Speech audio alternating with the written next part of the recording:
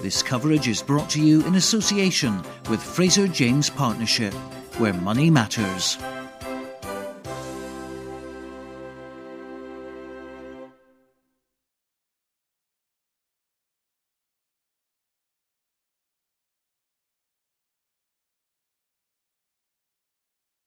It was a predictably scrappy affair with second-string Ireland taking on Scotland.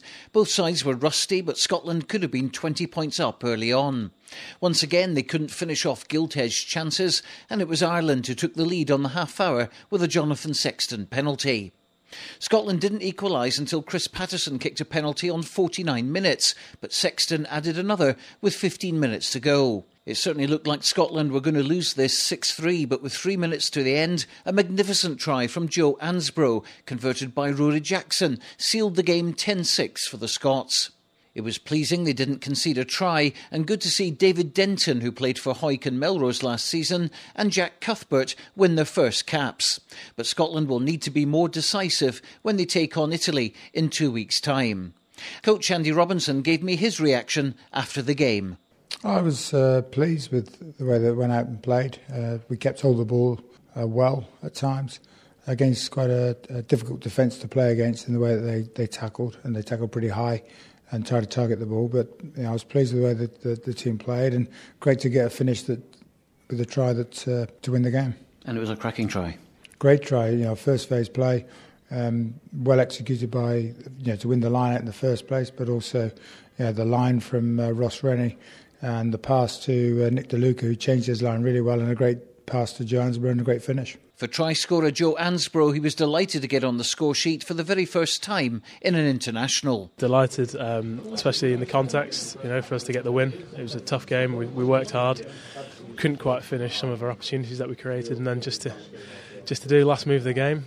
I was obviously really pleased. And it came from a set piece, something you've been working on with Gregor, presumably? Yeah, exactly. We've done loads of work with Gregor, and obviously I've played a lot with Nick as well now, and I just knew that he'd be given the long pass there, and luckily put me in a load of space, and it wasn't too much to do other than pin my ears back. New cap David Denton's rise from club player to international in 1 year will certainly give other club players a lot of encouragement. I mean, it's unreal. If you told me that this was going to happen a couple of months ago, I might have thought you were taking the mickey, but it's been a massive honour, and I've really enjoyed it. It doesn't happen to people, does it, that quick? But it has with you. How come? Well, I think I did really well when I did play in the club games, and I think that's very important.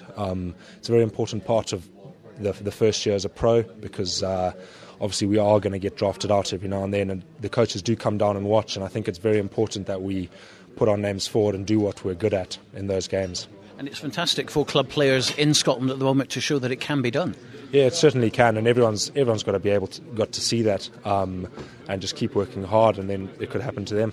I was personally thrilled to see Jack Cuthbert get an hour of game time yesterday. These were his thoughts. It's that same old cliche, you can never really be prepared for it. So when I finally got the nod, I was just absolutely over the moon, just got smiling to myself inside. And I think we went straight into a session then, and then you kind of forget about the fantasy and get back to the reality. And everyone says who has their first cap, it just goes in a flash. Exactly that, yeah. I mean, having got 60 minutes for a first cap off the bench, like you say, it was gone in a flash. Before I looked, it was 80 minutes were up, and that was it. So, it's definitely going to be something I remember. But those sorts of times do tend to slip away from you sometimes. We'll leave the last word to Gala rugby legend Chris Patterson, who must be a shoo-in to make his fourth World Cup. Making it would be wonderful, but what's more important if you do make it is not to relax and think, well done, you've made 4 World Cups. It's to go out there, make yourself proud, do well, and hopefully perform and get some good wins. So it's Italy on August the 20th,